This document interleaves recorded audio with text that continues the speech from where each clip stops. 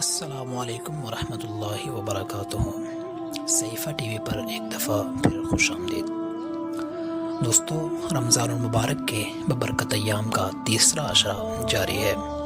اس ماہ مبارک میں جہاں امت مسلمہ بدنی عبادات میں حد درجہ مشغول رہتی ہے، وہیں مالی عبادات میں بھی بڑھ چڑھ کر حصہ لیتی دکھائی دیتی ہے۔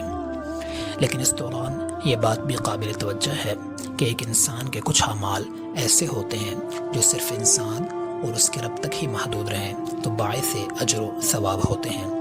اگر ان کا شوشہ کیا جائے، اپنی نمائش و پرچار کا ذریعہ بنایا جائے، تو ایسے اقدام پر میرا رب اس بات پر قادر ہے کہ اس عمل پر جزا کے بدلے سزا دے دے اور وہ اعمال بجائے رحمت کے زحمت بن جائیں۔ دوستو، میڈیا کا دور ہے، لمحوں میں انسان کا کیا عمل زمین کے دوسرے کونے کو چھو جاتا ہے۔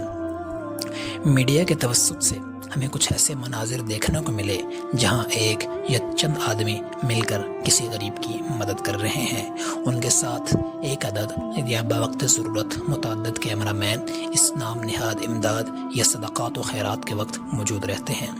اگر وہ کسی غریب کی ہتھیلی پر چند ٹکے کی شے بھی رکھتے ہیں تو کیمرہ مین مختلف اینگل سے تصویر شوٹ کرتے اور میڈیا پر وائرل کر دیتے ہیں۔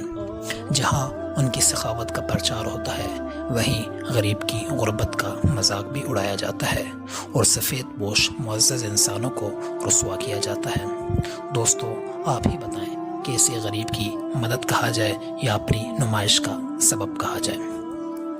اب اگر ان حضرات کے اس معاملے کو اسلامی تعلیمات کے سامنے رکھ کر دیکھا جائے تو ہمیں یہ درس ملتا ہے کہ اس قسم کے تعاون میں اصل یہ ہے کہ رازداری سے کام لیا جائے، یعنی چپکے سے کسی کی مدد کی جائے، تاکہ آپ کا یہ تعاون کسی غریب انسان کی شرمندگی کا باعث نہ بنے۔ جیسا کہ نبی مکرم صلی اللہ علیہ وسلم کا ارشاد مبارک ہے کہ 3 قسم کے لوگوں سے اللہ بہت ہی محبت کرتا ہے۔ ان میں سے ایک وہ ہے جو کسی کی اس طرح مدد کرے کہ اللہ اور سائل کے علاوہ اور کسی کو خبر تک نہ ہو۔ اس کے علاوہ دیگر احادیث میں بھی ہمیں یہی درس ملتا ہے۔ لیکن اس کے باوجود چند ایسے مواقع بھی ہیں جہاں شریعت اعلانیہ خرچ کرنے کو جائز قرار دیتی ہے۔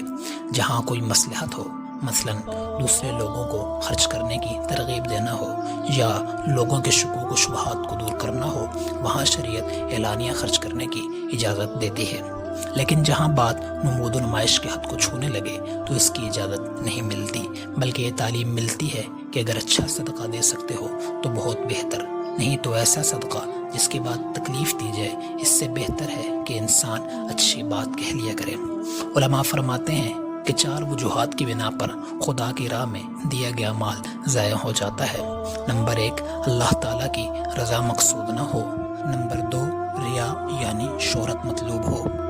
نمبر 3، احسان جتانا مقصود ہو۔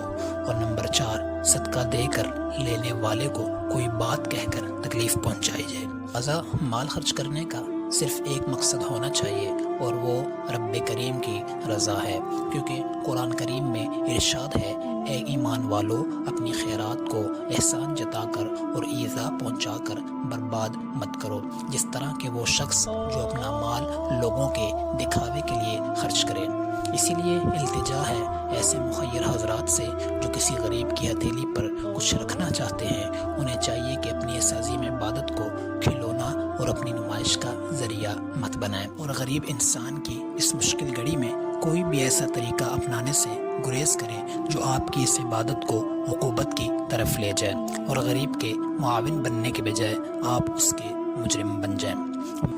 امید ہے صحیفہ ٹی وی کا یہ پیغام آپ کو پسند آیا ہوگا۔ اس طرح کے اچھے پیغامات پر مشتمل ویڈیوز کے لیے صحیفہ ٹی وی کے ساتھ وابستہ رہیے۔ شکریہ۔